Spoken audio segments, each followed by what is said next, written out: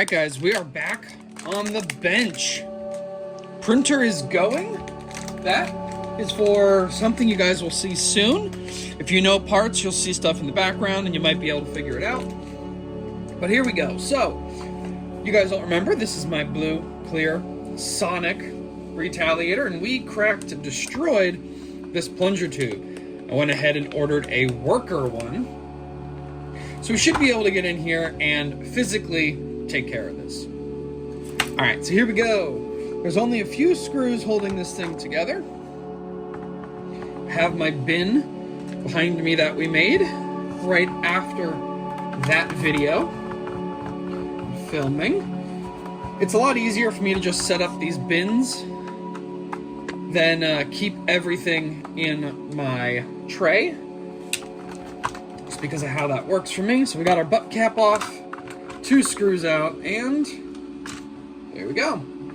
Okay, so this already has a worker plunger rod, catch, and a worker spring. There we go. So we're obviously going to re-grease everything while we're in here too, because y'all should always do that. Anytime you're in a spring blaster messing around, you should just re-lubricate it. Works a lot better, and it's just a really good practice. So this actually comes with the new plunger rod, which I was not expecting. So I'm not sure which one I'm going to use now, but they look identical.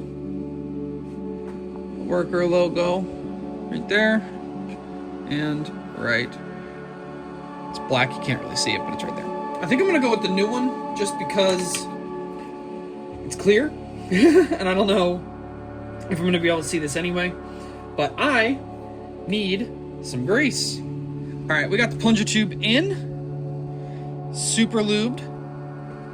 I got our white lithium grease, blue shop towel, love these things. We're going ahead and grease the bottom of the catch and the top of the trigger so it all slides in here really nice. And then we will get to inserting the spring. Inserting. Don't like that I use that word.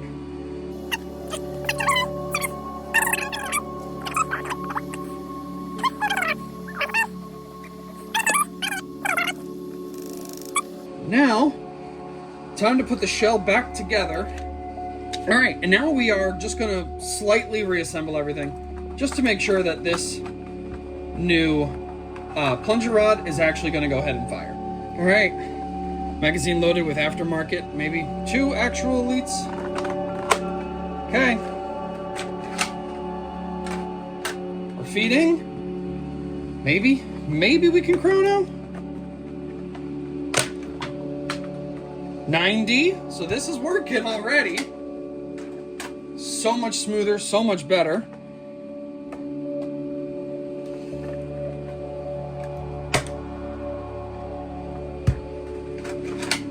Hit the chronograph on that one.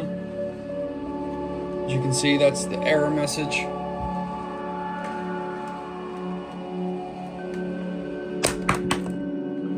$104, we did it! Yes, okay, I'm going to fully reassemble this and then do a firing demo.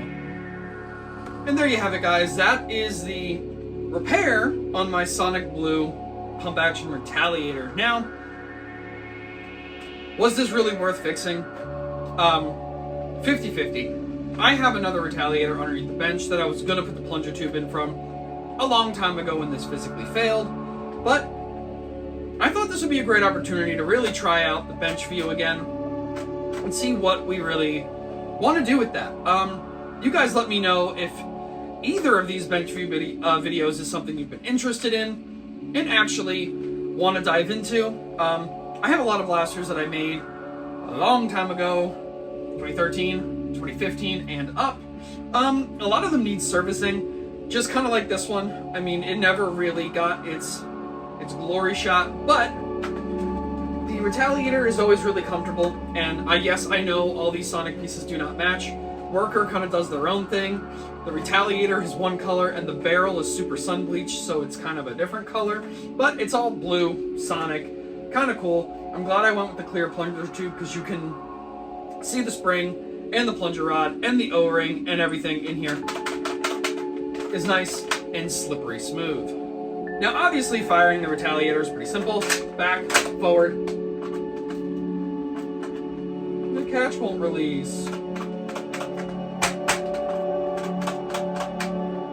Well, this will just be a project blaster. We're back down at bench because the issue we are having is we are primed literally right now, and I cannot fire that trigger. But if I deprime and I hold the weight of the spring, I can deprime the blaster. So we're going to take this back apart. Don't need the magazine now, and we are going to look at the catch and that area and see if we're flexing. But I can deprime it, so it's a little weird. All right, bench round 3. So this seems to be a really compound problem, and it's really frustrating, and I was not going to film it, but I'm not going to let things defeat me. So I'm going to try one more thing, but I'm starting to have another issue, and a lot of these screw ports, I don't know if you guys can see, but they're starting to be stripped. When I originally bought this blaster, it was on eBay. Obviously, it was not in the best of condition. It's, sun checked, which means it was outside a lot, but I'll show you guys some of the screw ports on the top. Like, that is completely wasted. You can't see the threads like you can see the threads on this one. You can see the spiral. You can't on these, and these are the ones that hold in the top of the plunger tube. There's no threads there. I'll show you, the screws just keep spinning. So I don't think I'm getting enough closure on this catch to actually do anything. But I'm gonna put this original, or the kits, if I can get it back on, catch spring back on, there we go.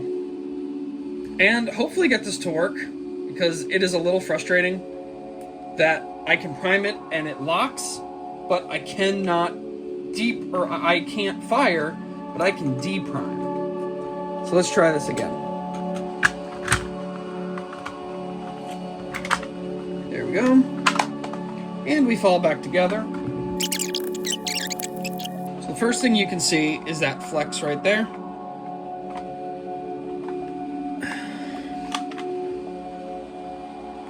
There we go. You can see the shell doesn't close. Get my nail in there. And the screws are what are physically holding it together. This screw is the most important because it's right near the catch.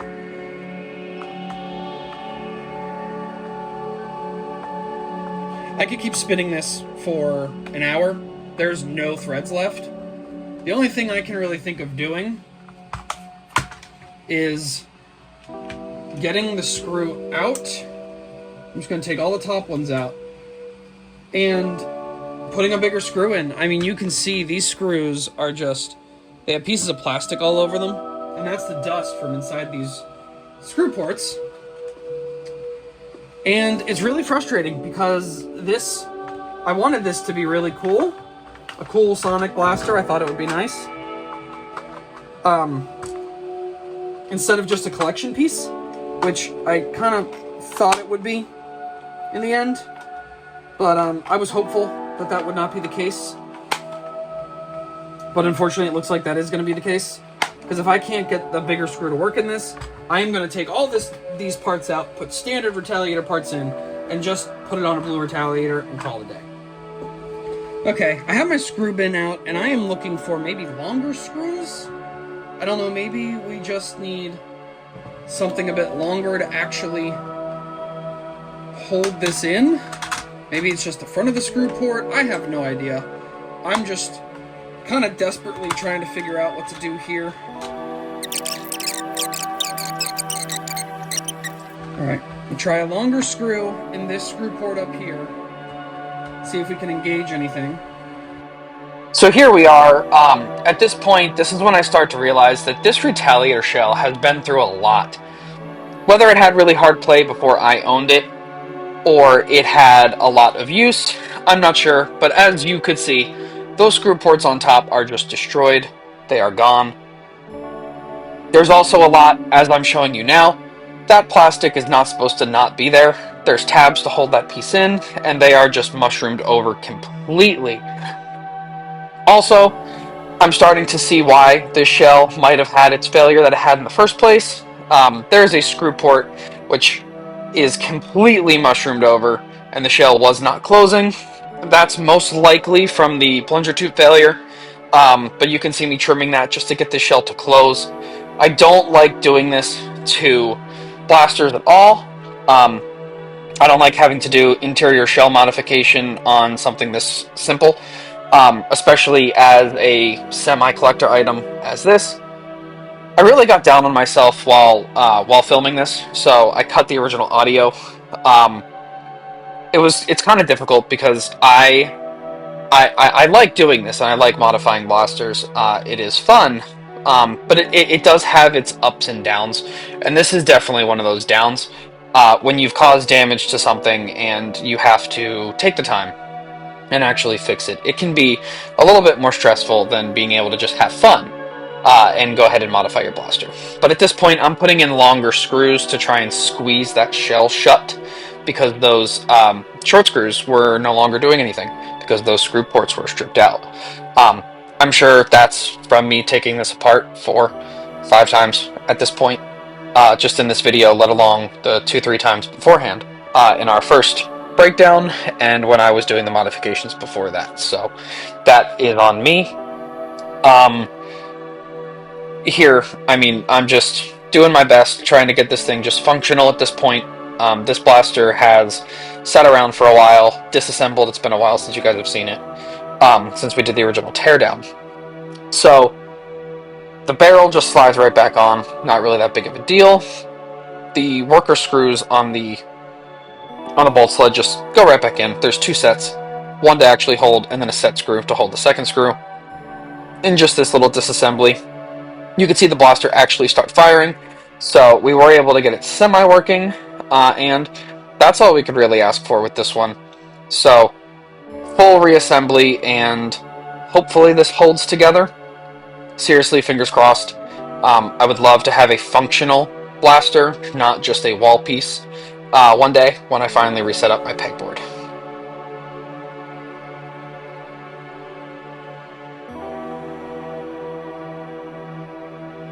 Alright, well, hopefully this just solves this problem completely. I don't know. Like I said, we'll see. There's a really good chance that this just fails again, because these screw ports are so stripped out. I have longer screws in here. That's not a permanent fix. At least it will be cool while it's being cool. But, see if we can get off the rest of this mag. Not full, but we're going to do our best. I'm just going to shoot at the wall, so let's do it.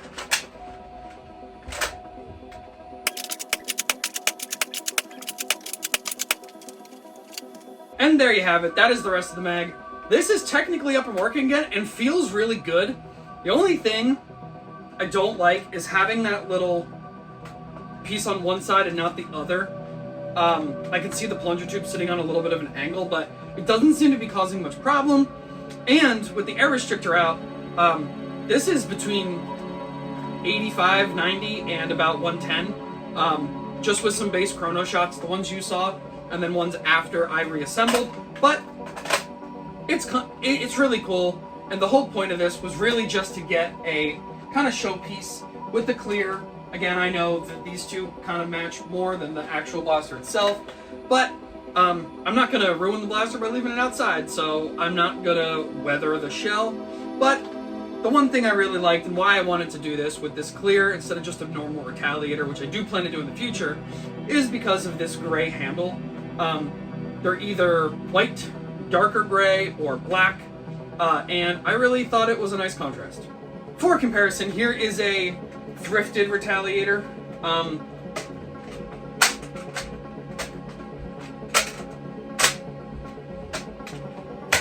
Does work. But as you can see, the handle is a darker gray, and they have like a silver kind of detail. I really wanted the blue with, of course, this nice trimming pattern around everything instead of just the white and or blue. Thought it was really cool.